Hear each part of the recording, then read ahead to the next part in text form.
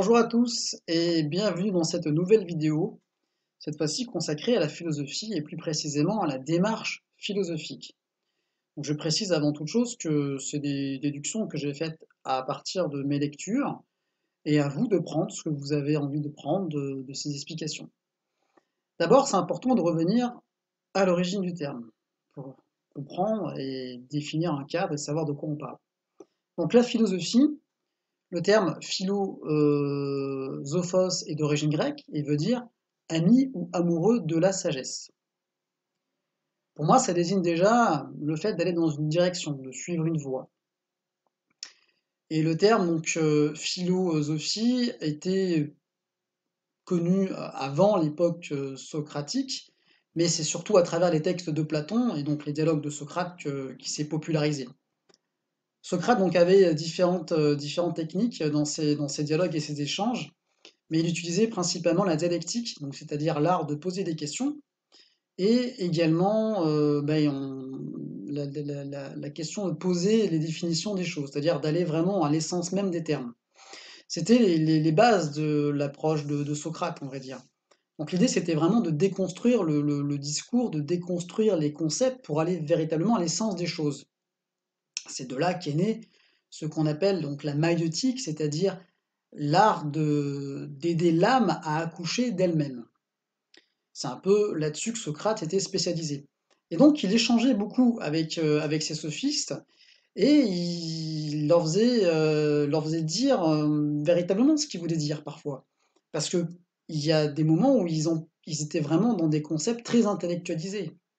Et c'est là où justement c'est intéressant parce que cette recherche de sagesse, le fait d'aller vers la sagesse, ça n'implique pas uniquement le fait d'utiliser son intellect. Et dans un des discours, Socrate le déduit notamment lorsqu'il pose la question à un des interlocuteurs ce qu'est véritablement la sagesse, et finalement ils arrivent à la conclusion que la sagesse c'est une certaine forme de savoir, un savoir qui amène à la vertu, mais cette vertu-là implique une mise en application, implique de faire concrètement des choses.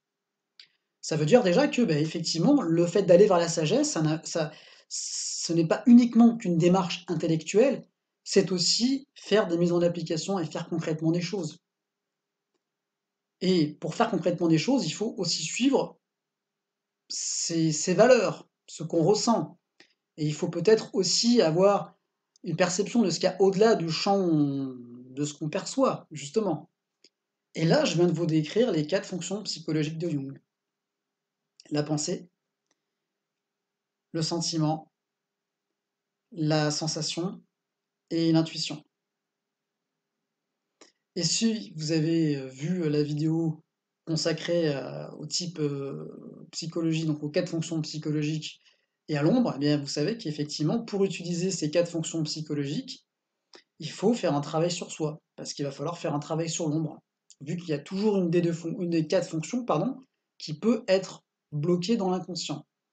Et donc, se confronter à l'ombre, ça veut dire se confronter à ses peurs, se confronter à des émotions négatives, à l'envers du décor, et je vous réfère à la vidéo pour un peu plus d'explications. Mais il y a l'ombre, mais il y a aussi la persona. La persona représentant le masque social. Persona et ombre étant liés en vérité. Je ferai une vidéo pour vous expliquer un peu plus précisément ce qu'on entend la persona. Mais partons du principe que c'est la représentation sociale de la personne. Et le moi, donc le sujet de la conscience, peut s'identifier à la persona. Et c'est ce qui va donner ce qu'on appelle un moi infatué, un moi gonflé. Ça devient ce qu'on appelle communément un ego. Donc là, vous comprenez qu'en vérité, la recherche philosophique, c'est pas utiliser utilement son intellect. C'est aussi faire des choses concrètement et mettre en application les principes. Et c'est là où ça devient effectivement compliqué, mais c'est là où ça devient le plus intéressant. Mais en vérité, c'est vrai, on est confronté alors à nous-mêmes. Et c'est compliqué. Mais il faut éviter de trop tomber dans du verbiage excessif, dans une trop, une trop forte intellectualisation des choses, et donc utiliser les 4 autres fonctions psychologiques. On n'a pas besoin de faire de très longs discours, on n'a pas besoin de complexifier les choses, parfois c'est simple. Au niveau intellectuel, c'est plus difficile dans la mise en application. Quand vous prenez les grandes traditions spirituelles, notamment dans le bouddhisme, vous verrez, le Bouddha, eh bien, il n'y a pas énormément de mots, de phrases, mais par contre, ce qu'il dit, c'est percutant, ça va droit au but. Si vous prenez aussi le Tao Te Ching de Lao Tzu, bon, ben là, c'est encore plus épuré. C'est vrai que c'est pas des mots, à la base, ce sont des pictogrammes ou des idéogrammes. Mais on comprend du coup qu'en fait, eh bien, il suffit de pas grand-chose pour susciter des choses en nous, donc induire des choses au niveau intérieur, psychologique. Et vous avez un autre exemple aussi avec les koan zen. Donc c'est une méthode de méditation qui vient du Japon, du zazen, la tradition du zazen, où on va méditer sur quelques mots, sur une phrase, qui parfois n'ont pas forcément de sens, mais qui vont du coup susciter des choses à l'intérieur de la personne, qui vont du coup transformer des choses. Et en fait, au niveau physiologique, on pourrait dire qu'elles agissent peut-être sur le cerveau limbique, donc cette partie du cerveau qui gère la routine, les habitudes, qui s'occupe du mental, on va dire, inférieur, et qui nous aide à passer plus en préfrontal. Donc c'est le préfrontal qui va plutôt nous aider à trouver de nouvelles idées et à plus utiliser notre intuition. Donc, la démarche philosophique, c'est une démarche intégrative. Et moi, c'est comme ça que je la conçois. C'est une voie, un cheminement qui n'est pas facile parce que, bien entendu, on va être confronté à nous-mêmes. Mais c'est là où c'est vraiment le plus intéressant. Et vous allez me dire, oui, mais c'est là où c'est le plus difficile. Et c'est vrai. Pour y arriver, bien entendu, on a besoin d'outils, on a besoin de concepts. C'est important en fait d'avoir les idées, d'avoir la théorie, et c'est important d'avoir quand même quelques outils, quelques bagages pour nous aider à trouver des solutions et nous aider à avancer justement et à lever des blocages. Eh bien, je ferai justement des vidéos pour vous donner des explications sur ce que j'ai trouvé moi et ce que j'ai déduit dans les domaines qui sont liés à la philosophie et la psychologie pour avancer dans cette dynamique. Mais il va de soi que si on prend la pyramide de Maslow, il faut remplir les étages inférieurs pour pouvoir monter progressivement. Dans notre société, on pourrait se dire, mais normalement, on devrait avoir toutes les conditions pour le faire. Eh bien, on se rend compte que c'est pas toujours le cas. Pour moi, c'est même pas du tout le cas. Enfin, je peux me tromper, mais prouvez-moi le contraire. Donc, cette démarche philosophique, elle demande aussi de remettre en question son environnement, de remettre en question un petit peu la société, et on en arrive à des conclusions. D'abord, il faut savoir que plus vous allez travailler sur vous et plus ça va influencer quand même l'extérieur, parce que tout est en lien. Et Jung l'avait constaté, il avait appelé ce phénomène synchronicité, et à travers ça, on se rend compte qu'effectivement, la psyché et la matière sont reliées. C'est ce que déduisent notamment les physiciens quantiques quand, quand ils vous expliquent qu'en fait, le fait d'observer une expérience, et bien du coup, va influencer le résultat de l'expérience. C'est quand même pas rien comme application. Cette recherche de sagesse a une implication sociale. Pourquoi? Parce que bien la recherche de sagesse, en fait, si elle était appliquée au sens large dans la société, on transformerait la société, tout simplement. Et quand on dit philosopher et refaire le monde, eh bien, il y a un peu de ça quand même. C'est pas complètement faux. Au niveau politique, Platon disait qu'il n'y a aucun régime politique idéal. Et c'est vrai que la philosophie a forcément une implication politique. Elle est apolitique dans son application directe parce qu'elle ne dépend d'aucun parti politique, mais elle est politique dans son application indirecte. Bien pourquoi? Parce que justement, elle va être impliquée dans l'organisation de la vie sociale et l'organisation de la vie du groupe, l'organisation du bien-être global.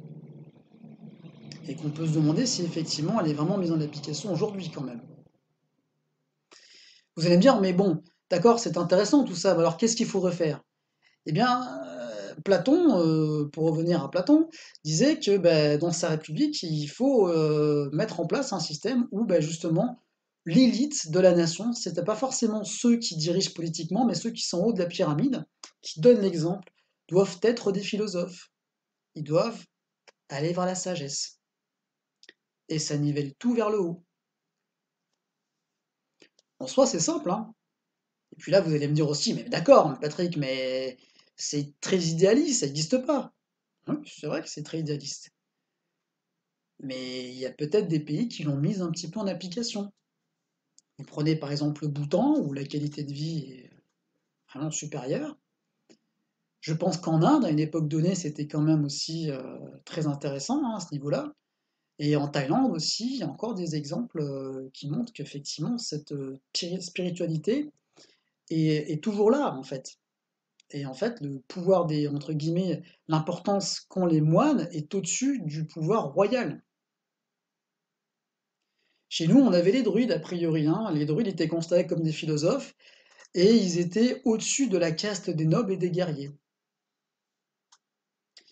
Donc tout ça, c'est pour vous dire qu'en fait, cette recherche de sagesse, elle est véritablement intégrative, elle a une implication globale et c'est le vecteur essentiel et tout devrait tourner autour de ça, en fait. Toute la vie devrait tourner autour de ça et tous les outils que je vais développer, tous les outils dont je parle, en fait, pour moi, tournent autour de cette dynamique. C'est pour ça que c'était important, je pense, de faire une vidéo pour vous expliquer de façon plus détaillée, ce qu'est véritablement, en tout cas pour moi, la démarche philosophique. Et c'est hyper important. Je pense que j'en ai suffisamment dit pour cette fois sur la philosophie et la démarche philosophique. Je vous laisse réfléchir et méditer là-dessus tranquillement. D'autres vidéos sont en préparation.